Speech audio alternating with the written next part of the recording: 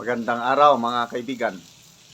Pag-usapan natin ngayon yung impeachment ni BP Sara na lumalabas na hindi magkakaroon ng trial hanggang June 2 dahil sa mga hindi inaasahang pangyayari. Okay, mayroong pahayag si dating Senate President Franklin Drilon na pwede magkaroon ng trial. Depende na sa Pangulo kung magpatawag siya ng special session sa Senado. So, yan ang pag-usapan natin. Gusto ko munang pasalamatan ang aking mga kaibigang researchers, subscribers, si Chris Torres at Eudora. Palagi silang nagpapadala sa akin ng mga videos and articles, kaya nakakagawa tayo ng reaction vlog. So ito na.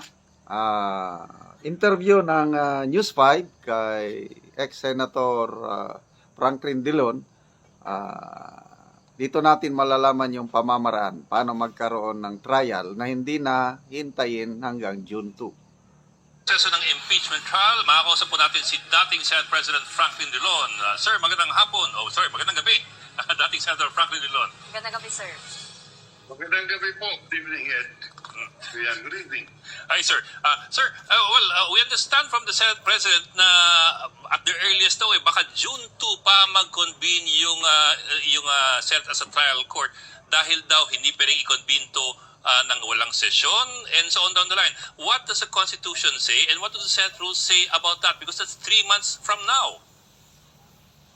Tama po yan. Hindi pwedeng mag-convene ang impeachment court kung hindi po magkaroon muna ng sesyon. Bakit po? Dahil yung impeachment complaint ay i-refer ng Senado sa impeachment court. At kung hindi po ba i-refer yan kung walang sesyon. Ngayon, ano po ang solusyon? Tumawag si Pangulo ng special session. At doon sa special session, ang una na sa agenda nila ng Senado ay ang pag-refer ng impeachment complaint doon sa impeachment court at pagkatapos doon, i-convene ang impeachment court. Hindi po ako, yan sa parang yan ay hindi kailangan hintayin ang June 10 or June whatever that date is na mag-convene ang Kongreso. Dahil po ang pag-action sa isang impeachment complaint sa legal batas natin sinasabi agad dapat aksyonan ng Senado ang impeachment complaint. It must be tackled as fast as possible. At yung tungkulin po ng Senado sa saligang batas na magkaroon ng impeachment trial dahilan po ni-refer na sa Senado ang impeachment complaint. So, Senator, just to clarify, kasi si Senate President Chis Escudero nga po yung nagsabi na pwede nga pa daw pong magpatawag ng special session ng Pangulo, pero hindi nga raw po saklaw yung impeachment court. Pero as you have said...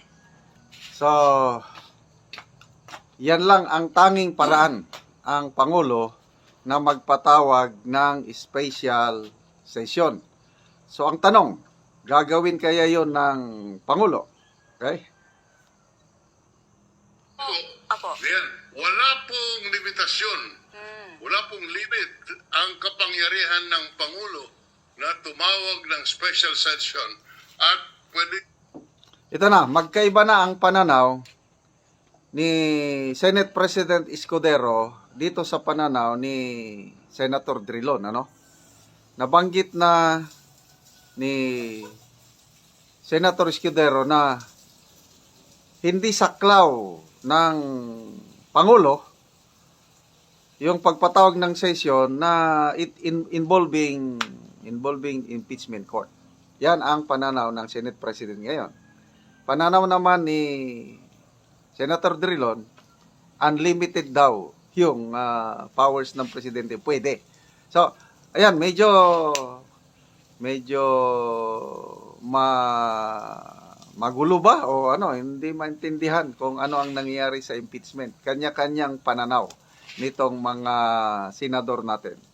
Kaya po sabihin, ito sa special session, ito ang agenda, ang talakayin ninyo. At doon po sasabihin ng Pangulo ng mga issue na talakayin ninyo ay pwede niyang isama ang impeachment complaint dahil yan po ay nasa Senado na. At ako po hindi, sa tingin ko po, ang Pangulo ay may kapangyarihang tumawag ng special session dahilan po, yan po ay nakalagay sa ating saligang batas. Wala pong limitation ang kapangyarihan ng Pangulo para magtawag ng special session. Sir, so if I get you right, sir, the ball is now actually in the President's court. It's up to the President to call for a special session. Wala nang, kasi the impression we're getting right now is nag-iintayan lahat nagpapakiramdaman kung sino unang gagalaw. And if you look, sir... Ito po, kailangan mag-special session. Sa aking tingin, kailangan tumawag ang Pangulo dahilan sa mayroong constitutional duty. Mayroon pong obligasyon ang Senado na buuhin ang impeachment court dahilan sa may complaint na ipinadala ang House of Representatives. Sir, if I may, sir, I have another question. Kasi in this case, for example, we saw the House sit on the impeachment complaints, the previous 3 ones, for 2 months before it acted on a 4th complaint, which is entirely new, consolidated actually. So, tumagal na 2 buwan. What if nagintayan lahat at walang gumalaw for the next 3 months until June 2? Is that possible? Is that even legal? Kasi the Constitution says, trial by the Senate shall forthwith proceed. Yan po ang problema. Bakit pinatagal sa Kamara yung impeachment complaint? At nung nag-decide sila na i-endorse na, kulang na sila ng time. Kaya kung mas maaga lang sana nilang na-endorse ang impeachment complaint at na-aksyonan, natalakay sa session ng Senado, wala sana ganitong problema. Kaya ngayon, ito na, nakabinbin, madelay ang trial hanggang June 2, not unless na ang Pangulo magpatawag ng special session. So sabi ni Senate President Escudero, hindi saklaw ng kapangyarihan ng Presidente na magpatawag ng special session na magbuo ng impeachment court. Sabi naman ni Senator Drilon, saklaw, pwede, may kapangyarihan ng Pangulo. So hintayin natin ano ang mangyayari. Okay mga kaibigan, salamat sa inyong palaging panonood sa ating channel. Namo-monetize tayo dahil sa inyo. Ang ating income ginagamit pagtulong sa Talaandig Tribe sa Bukidnon. Namimigay tayo ng libreng yero at pako sa kanila. At the same time, namimigay tayo ng livelihood, specifically saging lakatan. Libreng seedlings, tinuturuan natin sila, libreng abono.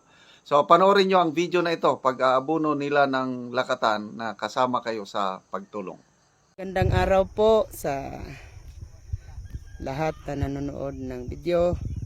Magandang araw po. At ito, nandito na po kami sa taniman ni Manoy Nori.